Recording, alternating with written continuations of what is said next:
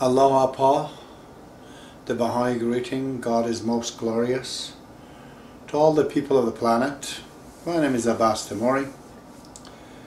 I'm taking the project to explain and transliterate this elusive writing of Baha'u'llah, which his theme is essentially mysticism, a procedure to attain the climax of one's ability, one's self-realization, as they call it here in the West. And we're going to continue from the last session. This is a new few lines again. So Baha'u'llah continues to talk about the presence of God and the effect of God on the planet, really. He says, Layl nabwat juz zulf on negar. Layl in Arabic means night. Nabwat is not juz except ze from zulf means the hair, a means of, on is that, negar is the beloved. So night is not but from the hair of that beloved. The implication of it is that, well, in Persian probably, as you know, all the hairs are black. So there is no darkness, it says, but from the zulf of that yar. Darkness, no night. There's no night except from the zulf of that yar. The implication of that is that it's a Sufi, it's not a Baha'i thing. It has been done, it has been said before by the Sufis.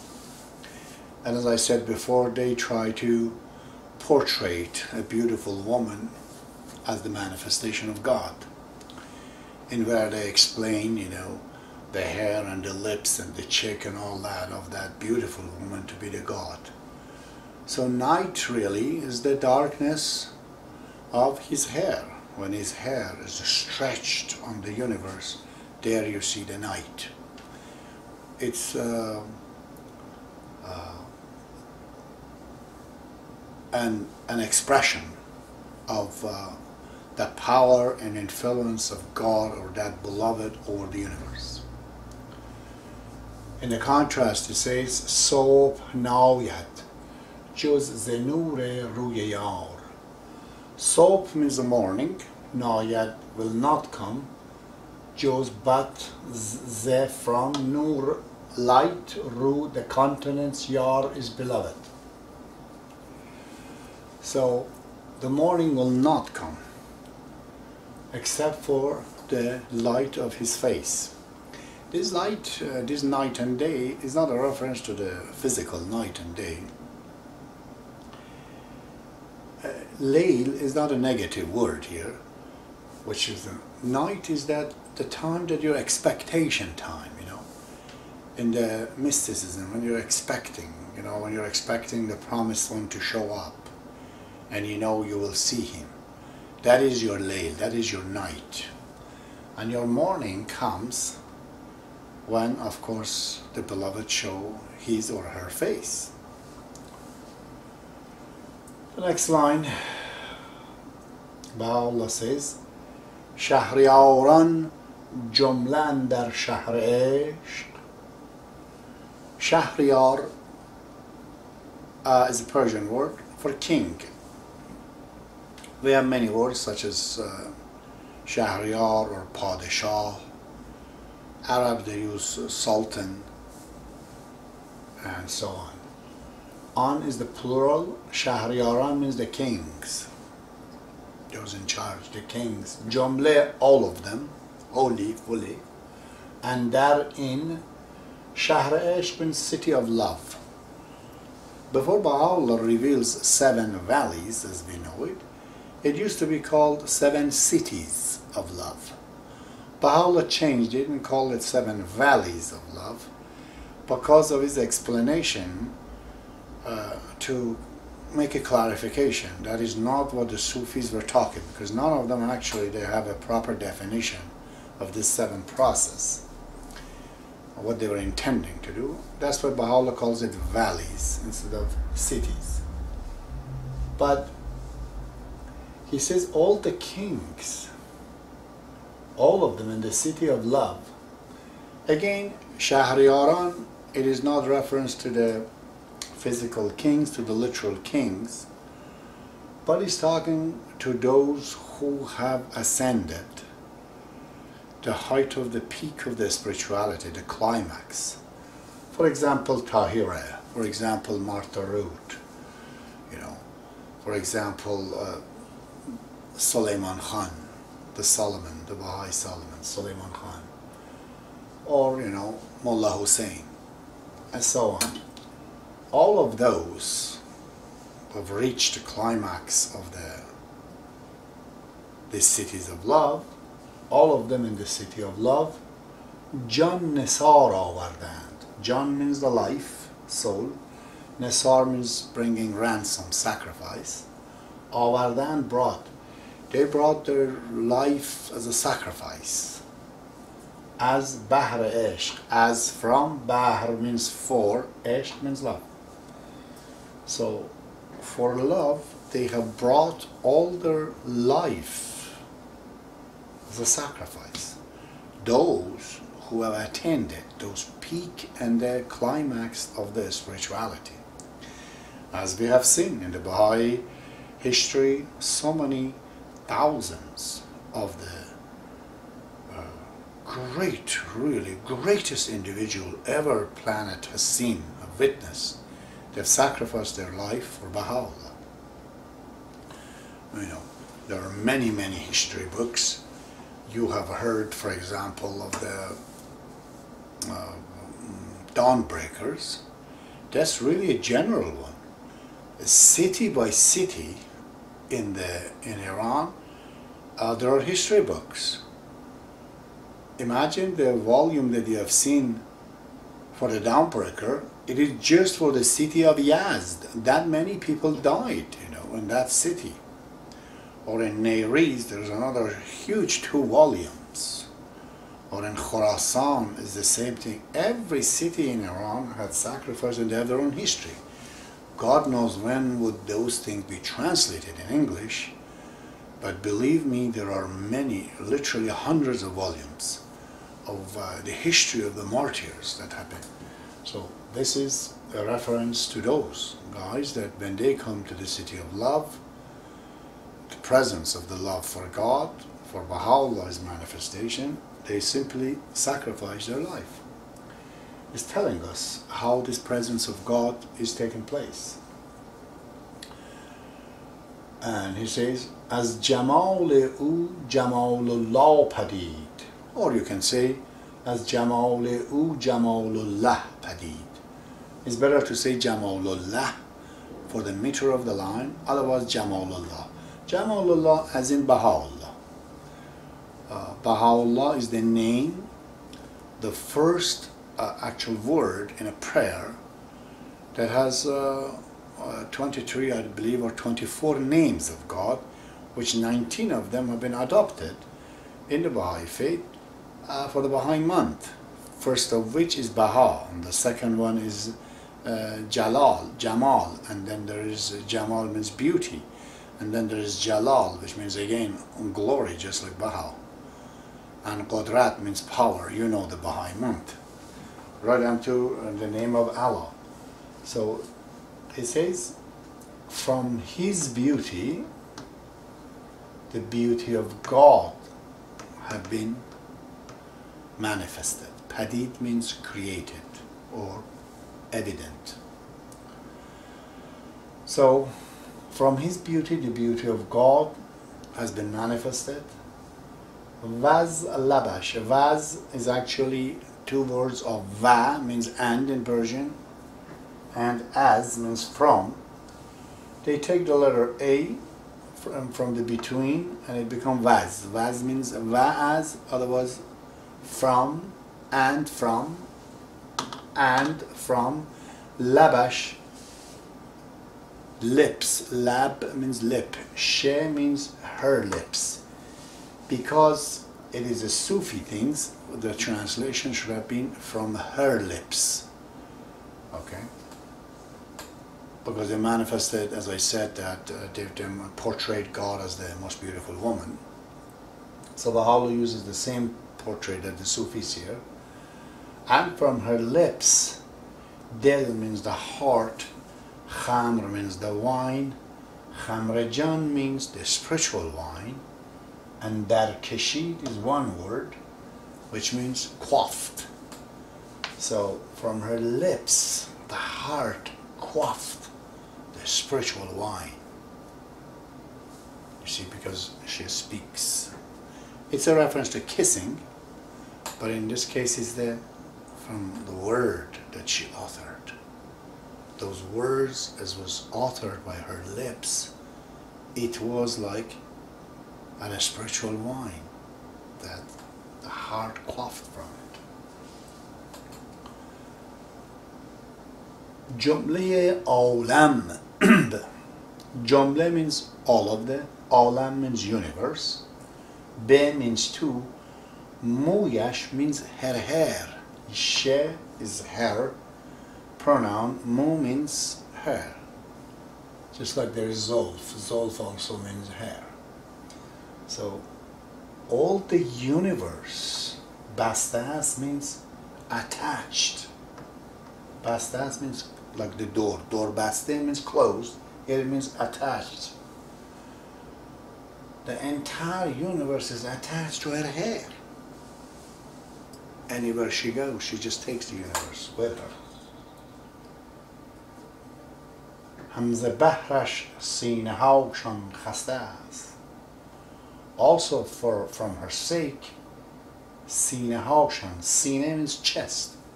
Sine Ha, I've separated it, means chests. Ha is a plural for Sine. Shan is the plural for the third person plural, not for one person but for many. So Shan means there, Their, there. Also from her sake, all her chests, khastas. Khaste means tired. But we have a word in a combination in Persian, everyone knows that, all the Persians, Dil khaste. Dil, I brought that word somewhere here. Dil. Dil means heart. Dil khaste means the heart that is tired of waiting. Tired of waiting, tired of expecting the beloved to come. When you're so much waiting for your beloved to come, then they say your heart is dil khaste. When you say I am dil khaste, that means my heart is tired of waiting. So Baha'u'llah does not use dil khaste, he uses sine khaste. Sine means chest. Really, chest and dil is the same word, really. Implies the same thing. So entire universe is attached to her, an entire universe as well. Our heart is waiting, tired of waiting to see her. So some might think this is an exaggeration, that the entire universe actually is seeking God. While the meaning that I brought before, I believe, talked to you about in the city of 7 cities of love, is this idea of the search. Search, it starts with motion. So you can say everything is moving in the universe. There's nothing that is not moving. If it is moving, this movement translates in evolution to a higher state. Movement brings change. Change is towards evolution. Universe evolves every point, everything. And this evolution is towards an ascendancy. In how the matter moves to become plants, plants becomes, animals, and animals becomes human, and human becomes a spiritual and becomes soul. It seems the whole universe is searching for a change by their movement.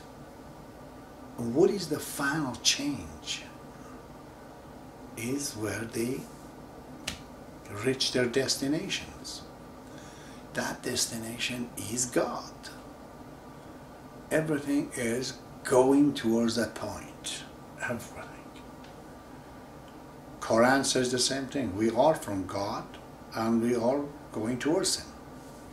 So this is why Baha'u'llah says the entire universe, the chest of the entire universe, is expecting, is waiting to see God. Everything is going towards God. Everything. So you say that, oh, that guy is so much after money. Is he looking for God too? Yes. Because when you ask him, why are you so much after money? He says he wants to fulfill his needs, his greed.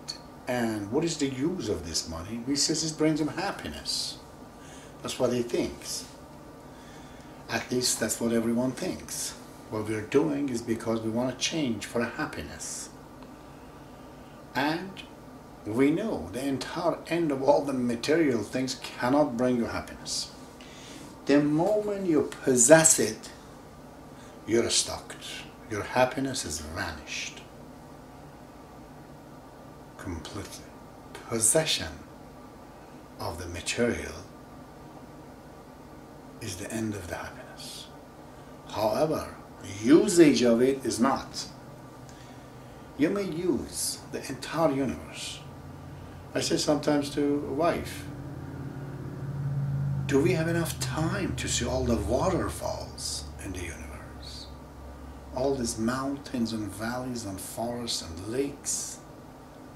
We don't have enough time to visit our universe. Who wants to go and possess these things? And how dismal is that I own a house or something. The guy shows me his house like a mansion, I tell him, could you believe that I have seen better houses than this? Or do you think I haven't? He says, probably you have. I said, so how can I be impressed with your house? Plus, all these houses that you're making and you're building, any one of them can't matches one of these waterfalls in Ontario, like Aubrey Falls, like Onapings, like a Spencer Gorge in Hamilton. None of it. The nature is such a master. The factory of God makes so many beautiful structures. Every one of them is the natural temple of God. You can pray in it if you like. So how can I be attracted to this geometrical Euclidean mathematics in using to make things? Unless they're useful. But there's no beauty to it. I find no beauty. I'm so sorry. I find no beauty in any structure that man has made. There's nothing as beautiful as nature. Nothing. Look at just a tree. Where is Michelangelo? To turn the dust into the tree. That changes every year. Brings the beautiful green flowers out of the dirt. And then it has all these fruits. Each one of them is like a beautiful gem. And it's edible. Think about it. It's humbling. And seems wasteful to go and make anything. Unless it's useful. Car isn't made to be useful to take it somewhere. Airplane to take it somewhere is good. So, in reality then, all of us, even though we're looking for money and all, but we are looking for happiness. And happiness does not come in the material. They go wrong way. But really the intentions of everyone in their changes and their evolution and their finding is to find God. That's where it ends everything. So really, the entire universe is attached to his hair, and the entire universe, chest and desire and heart, is yearning, desire to see their God. This final line is very elusive, that Baha'u'llah usually doesn't talk like that, but in this poetry it can become difficult, even for me. He says, چون زلیخای جمال روی دید. چون when Zuleika. Zuleika, gosh, is the wife of prime minister, a captain, somebody in Egyptian officials. As Egyptian officials had this beautiful wife. I haven't seen his name in Quran or in Bible, but it is referred that her name was Zuleika. In Persian means extremely beautiful. So the story goes that, if you heard the story of Joseph in the Old Testament, is thrown into the well by the brother, taken out by the caravan as a slave, was sold to this Egyptian captain, and he takes him home. His wife, as soon as she saw him, fell in love with him. And Joseph, being the prophet of God, of course denied, any wrongdoing. But she was so much in love with Yusuf, oh, so much. And when he couldn't get it, she couldn't, get him, of course. There was rumors that, well, she's in love with this slave boy. And all the wives, women in Egypt who knew her, they were blaming her, that how could you fall in love with a slave so much? It is written that Zuleika said, okay, why don't you all come in my house for a party? I want you all to see him. She brought these women, married or not married, and prepared a knife with some orange and a plate, and ordered Joseph to bring it. As soon as the women were trying to cut the orange, as soon as their face fall onto the face, their eyes, as soon as their eyes fall on the face of Joseph, they were so astounded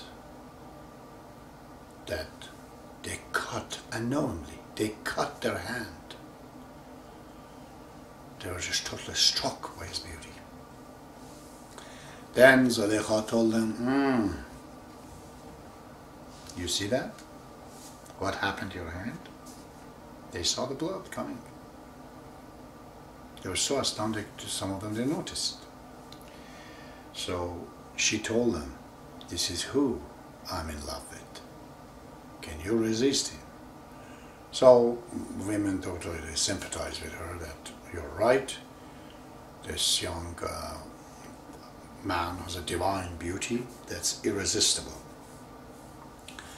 So Baha'u'llah was referring to that. He says, when Zuleika, means that wife, Zuleika, ye means of, Jamal means beauty. He says when Zuleika of beauty, because she was so beauty, on that Rui face saw, did means saw, Rui means face. He says when Zuleika of the beauty saw that face, در مقام دست او دل را برید. And the position of hand, she caught her heart, in contrast to what it is. There the ladies, they cut their hand. He says in this Zuleika, saw Baha'u'llah,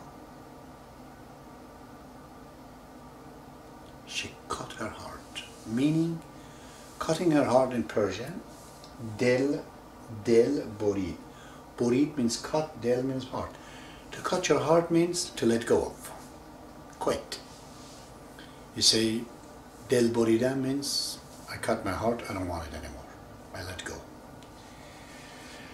So, in the story of Joseph, of course, you know in the Baha'i faith, there's an epic writing of the Bab, one of his heaviest of all writing, very big book. It's called the Interpretations of the Chapter of Joseph. Chapter of Joseph is a verse in Quran.